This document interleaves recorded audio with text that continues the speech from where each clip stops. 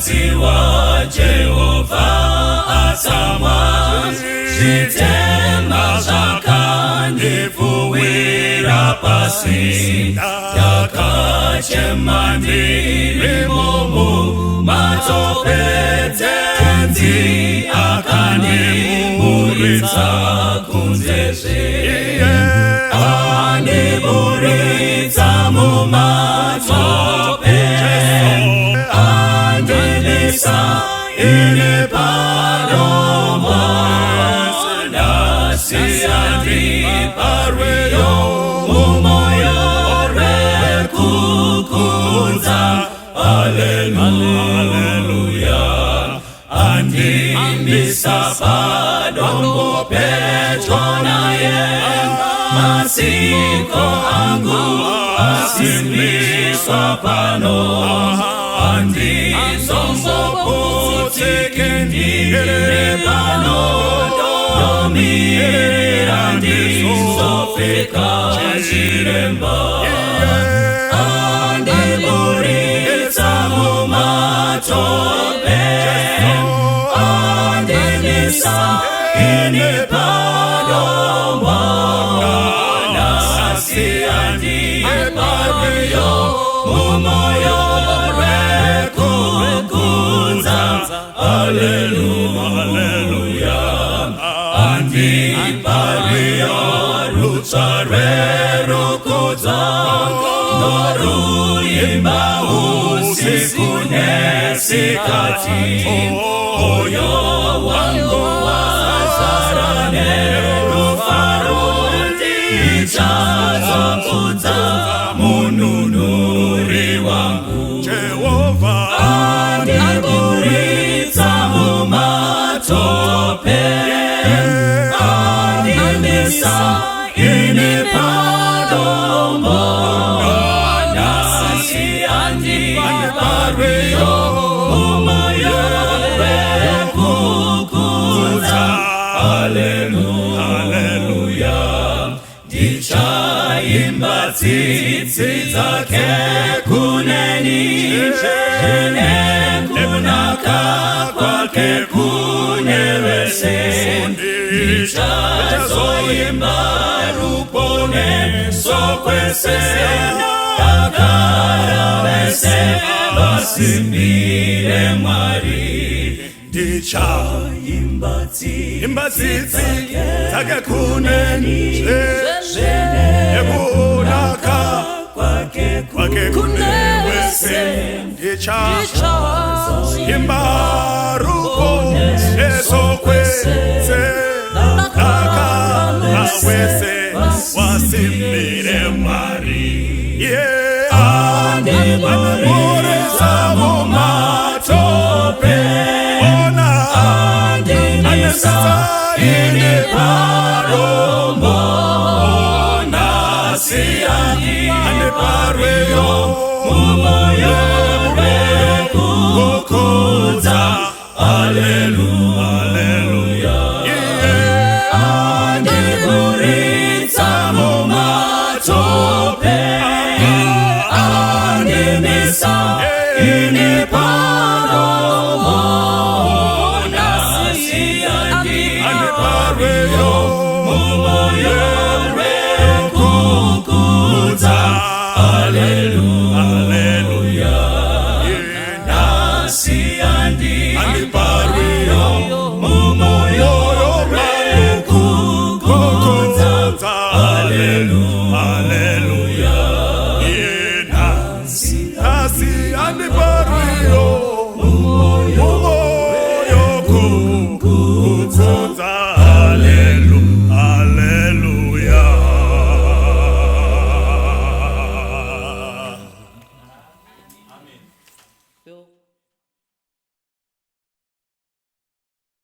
Panguwa ino tinoda kutenda Mwari nekuwanirwa zveumwe mukana wokusangana panguwa yokuverengwa kweshoko raMwari, nguva yokunamata, nguva yotinoteerera kubva mukati meshoko raMwari. Mwari wokudenga atiitire zvakanaka apo tiri kupfuurira mberi nekutarira mukati meshoko raMwari panyaya yedu ine musoro wenyaya uri kuti iwo Akawana Rushaya Rwembongoro.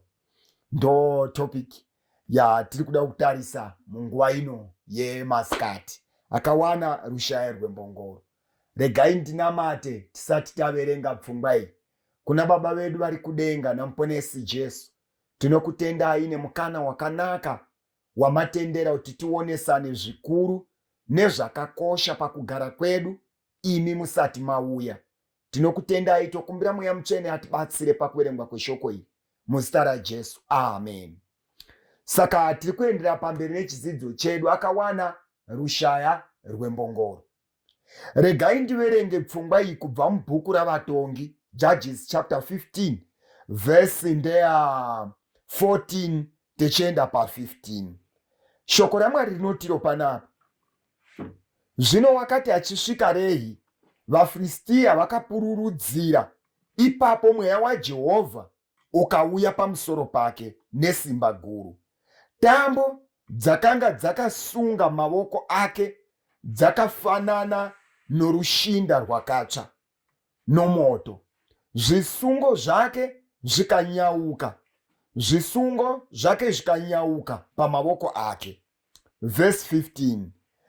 Akawana Rushaya Rwembongoro, akatambanudza ruoko rwake akarutora ndokuuraya varume vana 110 narwo.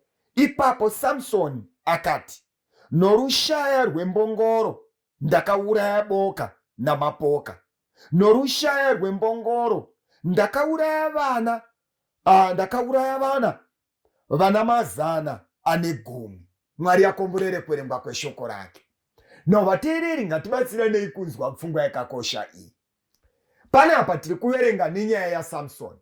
Samsoni ndiye uya mukomana akaberekwa aine mhiko. Shoko ranga rabva kuna Mwari richiti haasi kuzogerwa musoro wake. Saka aitoone vhudzi rekuzvarwa naro. Pamutemo Mwari anga akatoti harifanirwi kuveurwa kana kugerwa, raifanirwa kungosiyiwa richikura. Saka munguva yokukura kwake tinotondera nhoroondo yokudanana kwake, yokuda kwake musikana wepaTimina gore riya. Ndobva atotaurira vabereki vake kuti mwoyo wangu wada zvomusikana uyu.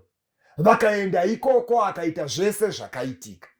But panapa tiri kuverenga mukomana umwe chete Samsoni uyu ari kudanana neumwe akazomusvitsa pakuparara kwesimba rake. Asi hatisi kuda kubata saidi rekwakapararira pawa yake. Regai timbobata panguva yaaitsvagwa navaFiristia vachirwisa kuti vamuparadze. Saka rimwe zuva Samsoni anonyengetedzwa naDhelaia achinzi, imbondiudzawo pane simba rako. Mukaverenga nyaya iyi munoona Samsoni achinyengetedzwa nenzira dzakawanda. Pamwe anotonzi, saka iwe kana uchiti unondida asi uchiramba kundiudza panobva simba rako, saka kundida kwacho kuri pai? Because kana waindida zveshuwa ungadai wakaratidza nokundiudza pari kubva simba rako. No, Samsoni anomboita matriki akawanda, anombotaura icho ombomhanya otaura icho, ombotaura izvo achiedza kuavoida kuti abuditse pane secret yake. No, Delilah anopfuurira pamberi achitsvagawo imwe nzira iri nani yokutaura nayo naSamsoni. Saka pavari kuendera mberi vachitaurirana, anosvika paakazotaura pawa, panobva pawa yake. Uko hakusiko kwandoda kubata. Asi penasi ndepekuti rimwe zuva akasungwa mavoko. Asungwa mavoko nerushinda. Shinda dziri kutaurwa idzi hatisi kutaura shinda dzekuruka majuzi. Idzo kana varume vanasi vanodambura idzo.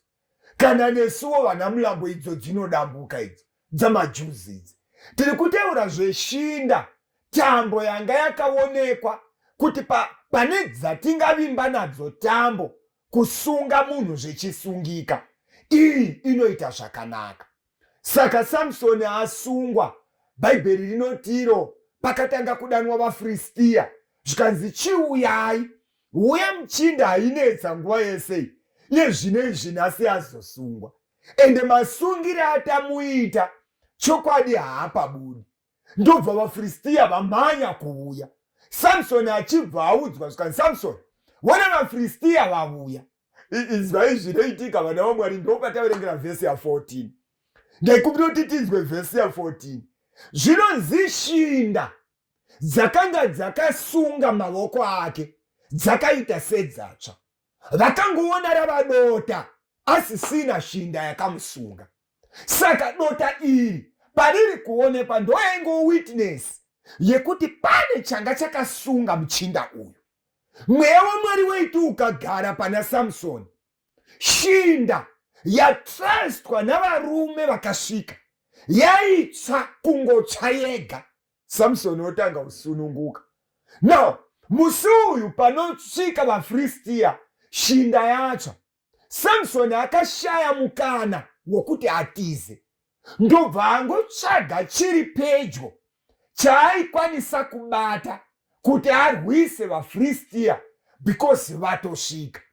Ende chiri pedyo chatinoona chiri pavhesi ya15. Zvanzi nevhesi ya15, Samsoni akawana rushaya rwembongoro. Mbongoro idhongi.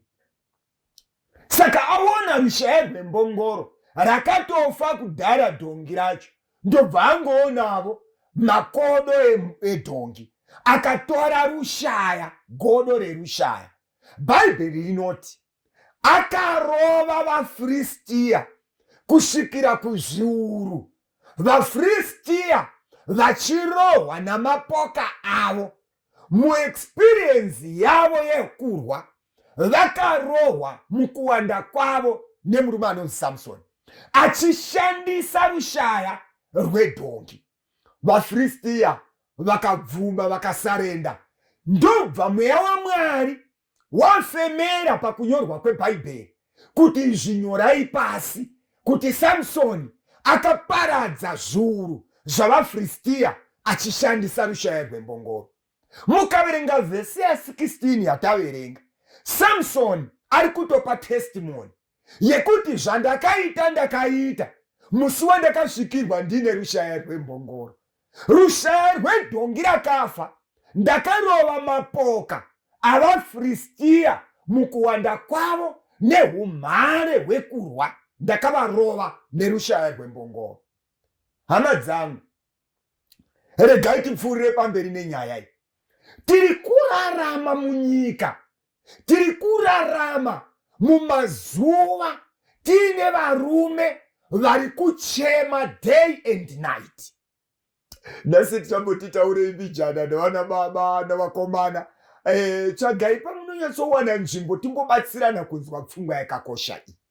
Mumazuva ano atiri kurarama aya, mazuva ekuti munhu wega wechirume paari ari kurwiswa nemasituations, maconditions akakomberedza upenyu hwemunhu wechirume. VaFiristia chaivo asitarira kuleft, vaFiristia vari kumacha. Paari kutarira kuright, vaFiristia vari kumacha. Kumberi vaFiristia they are marching. Vari kuuya vadaidzirwa kuti varume vekwaIsraeri vasungwa, chiuyai mudhile navo. Ende kutaura kwandiri kuita kunoku, tine vana baba vakawanda varasa moyo. Ende munamato wavo wawekuti dai Mwari aida ndakaitwa wangu munhu wechidzimai pamwe zvaiva nani. But kuva baba nesituation yakandikomberedza, ndiri kutadza kuti vana vaende kuchikoro, ndiri kutadza kuprovide food patable kuti vanhu vadye, ndiri kutadza kuti mudzimai wangu ambowanawo chekupfeka kamwe chete zvako pagore, ndimbomutengerawo something chaangapfeka. Izvi zviri kuitika and very practical. Pfungwa yemuinayo ndo pfungwa itoda kutaura nhasi. Hazvina kuipa kuti mapindirei pasituation iyi. Munamato watinawo ndewekuti Mwari pisai shinda yakasunga baba ava. Basa rababa vari kudenga kupisa shinda yakasunga baba ava. Kana shinda yatsva, Mwari haatsvagi rushaya rwembongoro kuti arwise vaFiristia vakatikomberedza. Kana shinda yatsva, harisi basa raMwari kurwisana navaFiristia.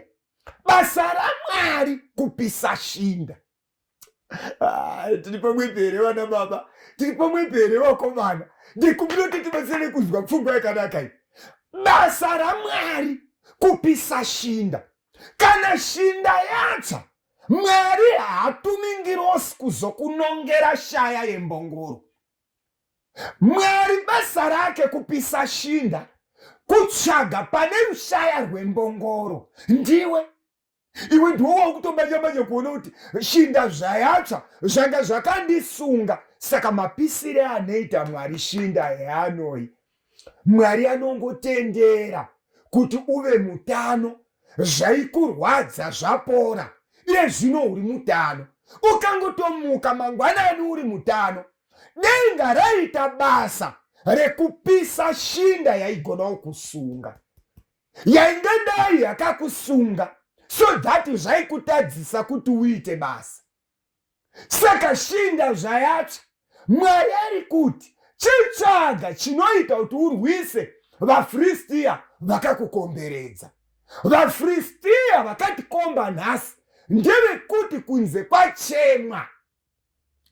Ende vanhu kana vochema varume vanochema kusvika vapfuura panogumira vanamai. Because vanamai kana vachichema vanenge vachitotaura.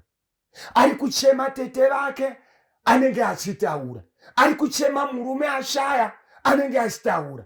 Ari kuchema mai vake anenge kuchema baba vake. Munhu wechidzimai kana achichema unenge achitaura. Dai ndakaziva kani baba atadi aida derere, aifarira derere murume wangu. Wafa kani nzende kubikira derere. Dai ndakaziva nevanhu vari kuuya vari kubva kwakasiyana siyana vanotoenda vakuziva kuti baba vepapa vakashaya ava vaida derere, but mudzimai wacho haanaombowana mukana wokuvabikira zvavaida zvacho. Ende paaizvitaura vari vatano, hanzi munhu ngaadzidze kudya zvabikwa. Munhu anofanirwa kudzidza kudya zvabikwa.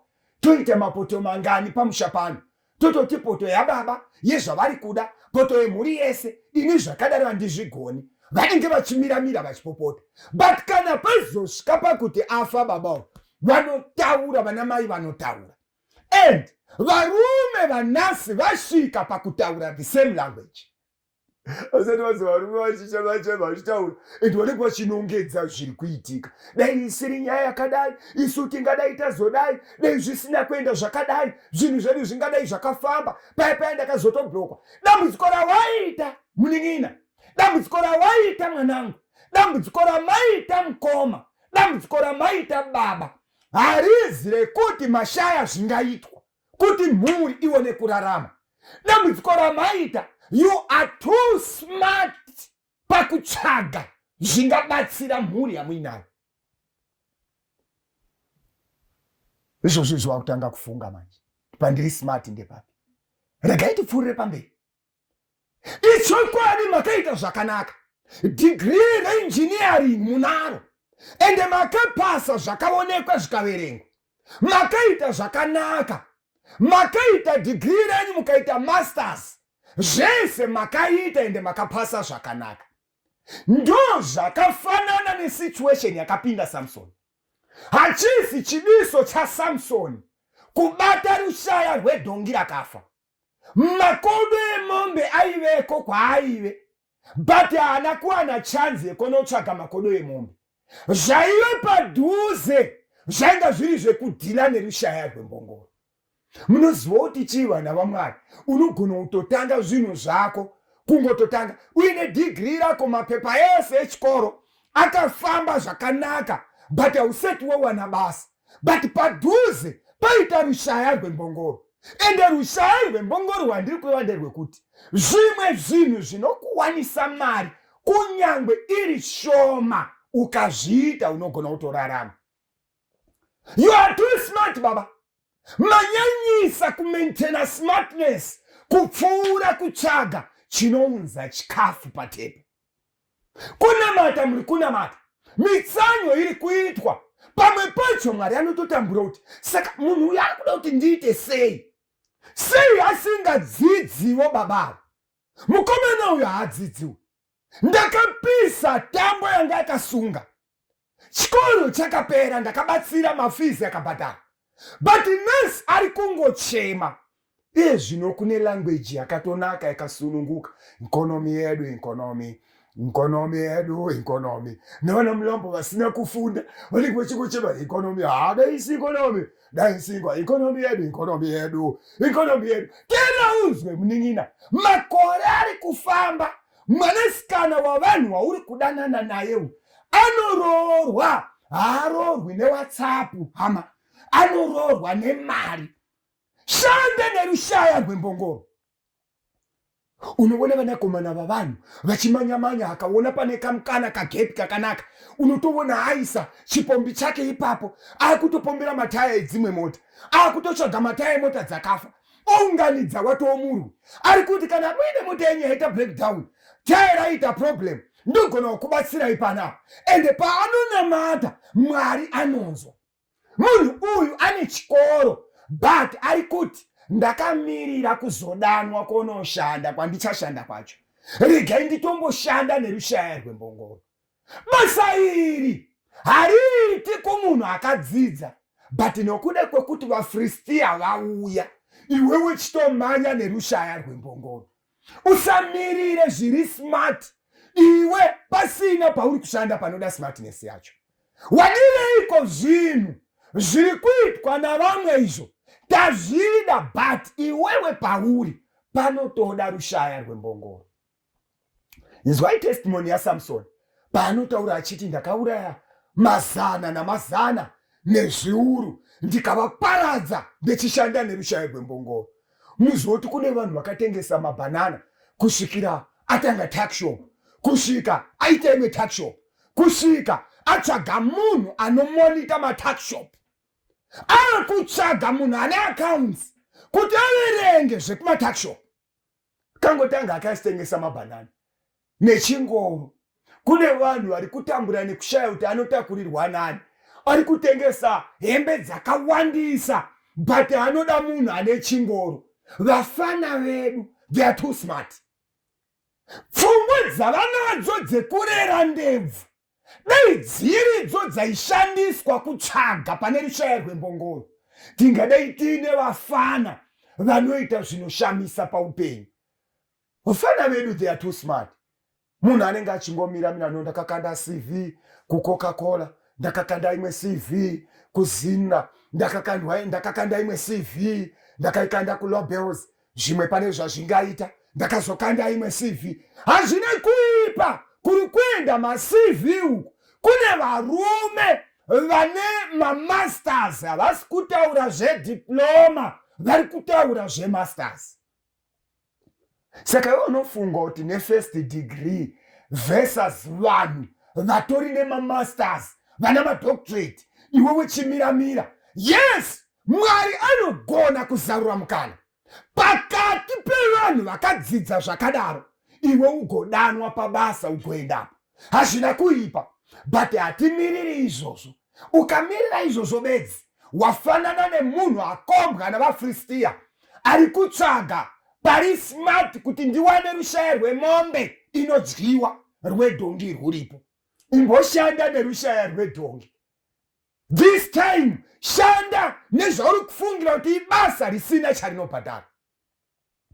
Vakomana, regai ndikuudzei, bvunzai vana baba ava kuti pavakaroora ndo vatotarisirwa kuti zvinhu zvifambe pamba. Ende ndo vatarisirwa kuti pamba padyiwe, ndo vatarisirwa pamba paite so. Zvese zviri kudiwa vanofanirwa kumira baba ava vachiprovhaidha. Ende musakanga anoti munhu wemurume ane mapi ake matatu, murume wega wega ane mapi ake matatu. Pi wekutanga ndiye priest kana kuti pastor vepamba ipapo. Pi wechipiri ndiye protector, anodzivirira mhuri yake kubva kunjodzi. Pi wetatu ndiye provider. Saka murume wega wega mechiti makorokoto mwana aimukomana, mutoziva kuti chikomana chakanyorwa mapi acho matatu. Ndiye priest, ndiye protector, ndiye futi provider. Regai timbomanya mbijana pamberi apo. Nditenderei kuverenga vhesi inotevera. Toda kumanya kuna Matthew chapter 4. regai tisvikepo. Matthew chapter 4 verse ndeya 3. Ngatisvikei Matthew chapter 4 verse ya 3. Regai tisvike Matthew chapter 4 verse ndeya 3. Shoko rinoti panapa, zvino muidzi akauya kwaari akati kwaari, kana uri mwanakomana waMwari, rayira kuti mabwe awa zvive zvingwa. Asi wakapindura akati, kwakanyorwa kuchinzi, munhu haangararami nechingwa bedzi, asi namashoko ose anobuda mumuromo waMwari. Zita raMwari ngarikudzwe. Tenei munzwe, Jesu akatungamirirwa nomweya chapter 4 verse ya 1 ya Matthew kuenda kurenje. Atungamirirwa nomweya kuenda kurenje. Bible rinoti akasvika ikoko akafasta 40 days 40 nights. Hatisi kumira, ngatiendei panopera 40 days. Bible rinoti muidzi akauya, diablos ndobva asvika. Zvikanzi naDiablos, kana uri mwana waMwari.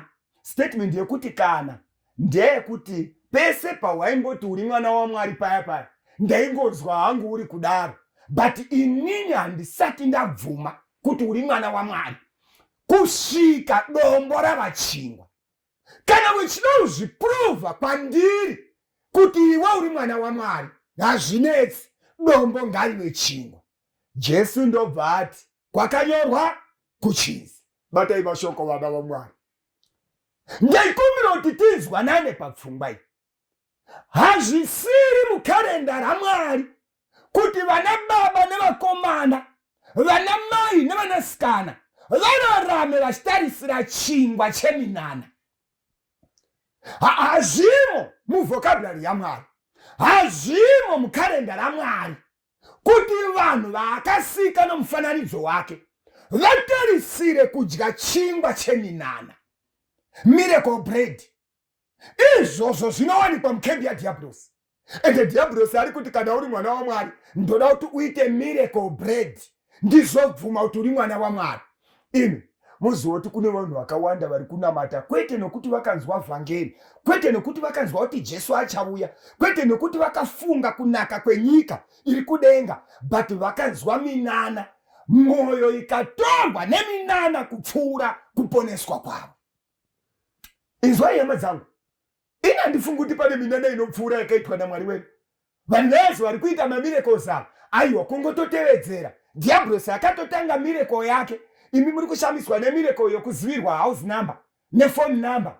Kuchinoshamisa kuzivikanwa phone number chii?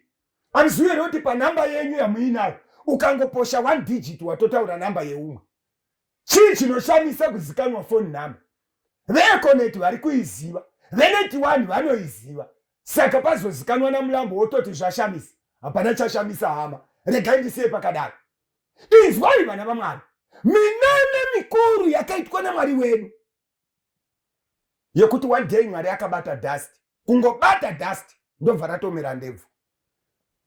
Neverenga kapa chapter 2 verse 7 ya Genesis, unozwa Mwari achitaura kuti Mwari akaumba munhu neguruva refu, ende angopedza kuumba munhu neguruva refu, hapana paunonzwa panonzi akazoumba ndebvu. Akangobata guruva Mwari muruoko rwake, guruva rikatanga kumera ndebvu, guruva rikatoverengwa kuti weneiwe munhu amira. Saka programu yekurarama vanhu vachinamata Mwari vakabatirira paminana inoitwa nevanhu vanotenda vari kurarama mukembi yewakaipa. Satani paakatanga zvinhu zvake kuEden akatanga nemiracle. Miracle yokukonzeresa nyoka yakasikwa isingatauri kuti itaure. Saka nanhasi mweya yakaipa haina message yokuuya kwaJesu, haina message yeresurrection, haina message yesecond coming, haina message yokuti vakafa vachamuka, vakafa havana chavanoziva. Mweya yakaipa haibvumi kuti kuparidzwe rakadaro. Mweya yakaipa yakamira pamamireko. Ende vanhu vanoda mamireko kudarika Mwari akasika. Munhu akamira netsoka mbiri, mombe ikazvitraya iri kudonha. Ndikumbira kuti tizwe pfungwa inodaka. Hazina Jesu kwakanyorwa kuchinzi, munhu haararami nechingwa bedzi. Saka zviri kurehwa naJesu ndezvizvi, kwakanyorwa, regai timbomhanya kwakanyorwa kwacho. Kwakanyorwa kuchinzi Exodus chapter 20. Tinzwe paari kukota Jesu. Kwakanyorwa kuchinzi munhu haararami nechingwa bedzi asi namashoko ose anobuda mumuromo waMwari. Chapter 20 verse ndeya 9. Regai ndiverenge verse ya 9 panapa. Ubate mazuva matanhatu uite mabasa ako ose, asi zuva rechinomwe isabata raJehovha Mwari wako.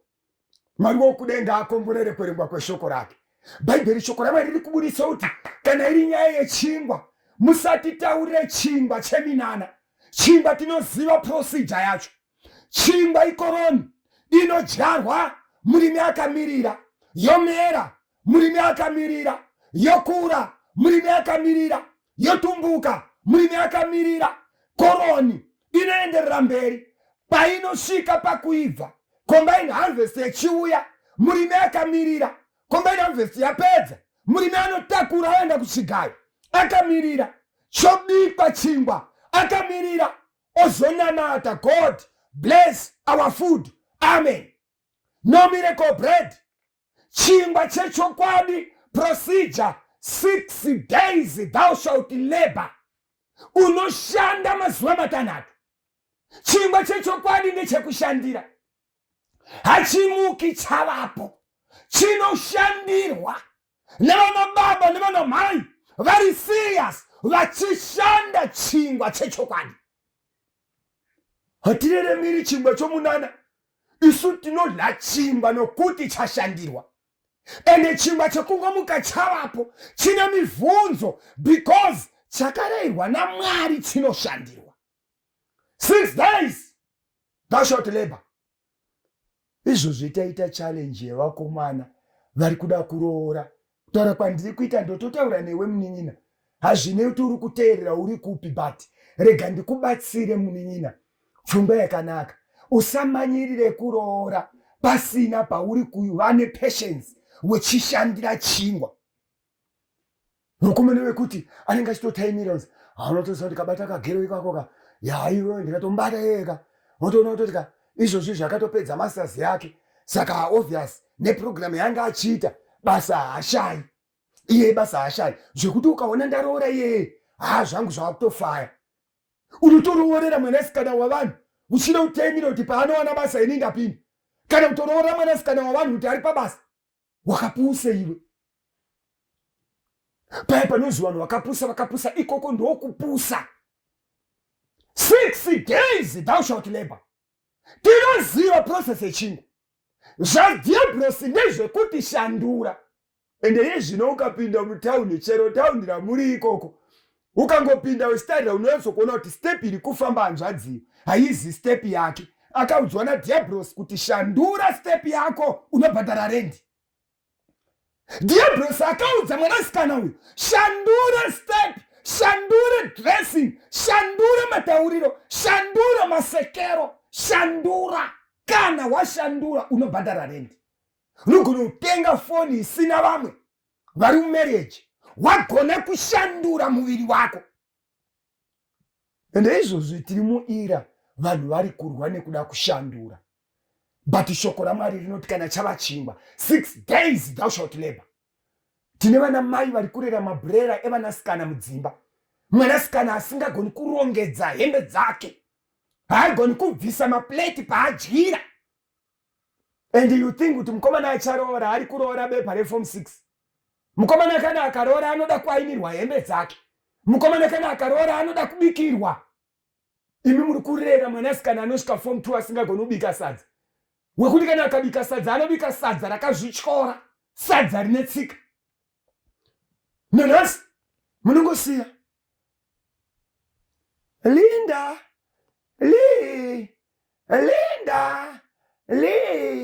mwanasikana achikura iri mbodza pamba. Terera unzwe hama, hatiraramiri zvemamiracles. Tinorarama nezvashandwa. No miracle man, no miracle job, no miracle car, no miracle house. Tinorarama kana zvashandwa 6 days. Asi zuva rechinomwe isabata. Tine vanhu vekuti vakatanga kushanda havafungi Mwari. vanokoshesa basa kudarika Mwari anopa utano, Mwari anopa upenyu. Zandi busy mazwana, I'm too busy. Too busy mazwana, too busy. Too busy mazwana. Apa ari kupedza nyika neHonda Fit.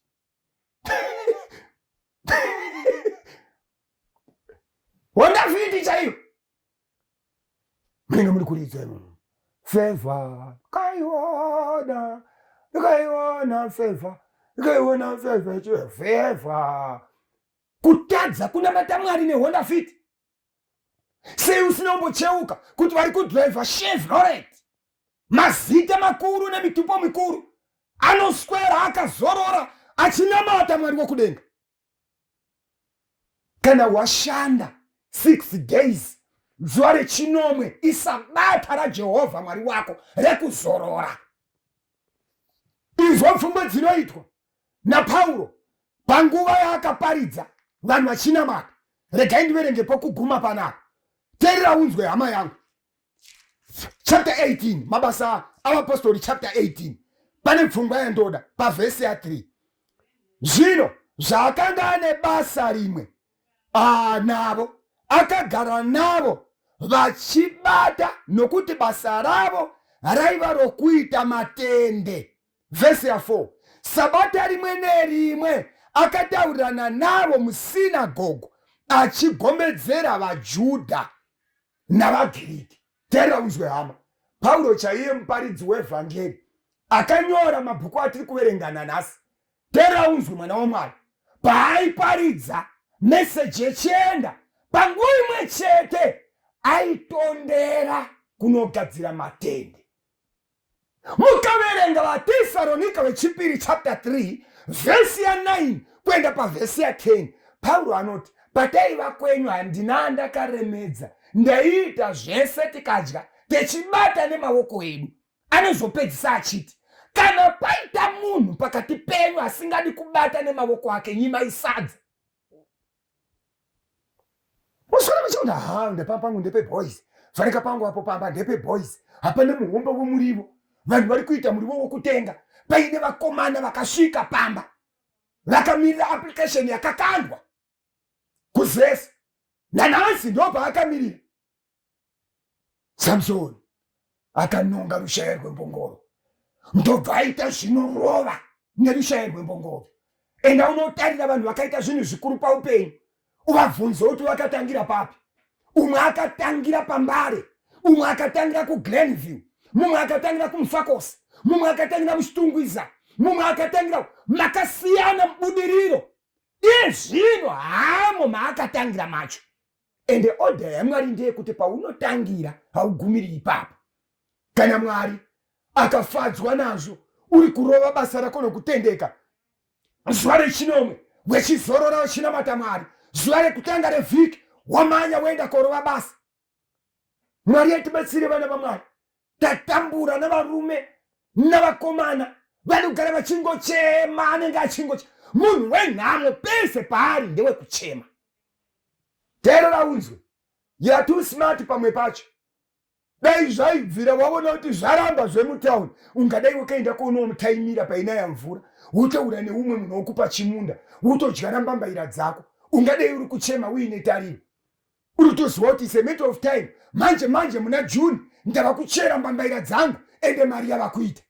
Uri kungochema, pekugara mutauni hauna, chekudya mutauni hauna, mari mutauni hauna, ungori iwe nehembe dzako nemudzimai. Shanda neRushaya Rwembongoro. Saseme zvingakubatsira kukupa mari as long as usina kurwa naMwari. Musaite zvinorwa naMwari, ita zvinofadza Mwari, uwane chekubatsirika takamirira kuuya kwaJesu. Mwari wokudenga atikomborere. Tonaunamata nemuteereri ari kuti pastor, nditori nezvandakatanga zvandiri kukumbira Mwari andibatsire. Mumwe ari kuti ndafunga pane zvandaitoona padhuze zvaigona kundibatsira, handina kuzvitondera, ndibatsirei. Mwari wokudenga atikomborere, ngatinamate. Baba vari kudenga, tinotenda nyasha dzenyu nokuti makafemera babavo, mukafemera mukomana uyu kuti vatange. Zvavanga vakapasa kuchikoro zvaramba, but makatendera kuti vatange. zvimwe zvavari kuita ngavakomborerwe nezita raJesu. Ndobva maita nyasha kuti vamwe vanga vari kungochema havana kumbofunga zvimwe kunze kwekungochema. Mutsaivo pfungwa dzavo Mwari. Kana zvaita kuti vawane kamunda, itai vaone munda vagorima, mhuri ione kurarama. Takamirira kuuya kwenyu, tinoshuva tirege kutukisa zita raJesu. Tinonamata tichipota nezita raJesu. Amen. Tenziko zowarini musati masvika, moyo yedu yaneta nekungumirira, yowarini yonguwa inopenya kwazvo, kupenya kwembirine kuonekwa kwenyu, kozowarini tenzi mubude kumusha, matononoka tenzi vamwe vadzokera, tenzi vatendi venyu vazara nezvivi, vashoma vakamira murufaro rwenyu, mutsanyi vakarara, chemanyi vamuke, vanoyeranga vati tenzi aswedera, mwenje yenu ivute, zviuno zvisungwe, vese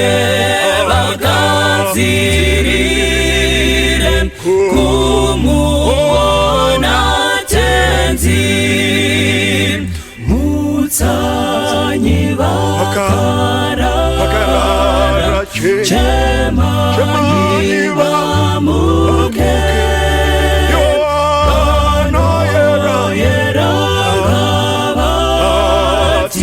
tenzi aswedera, mwenje yenu ivute, zviuno zvisungwe, vese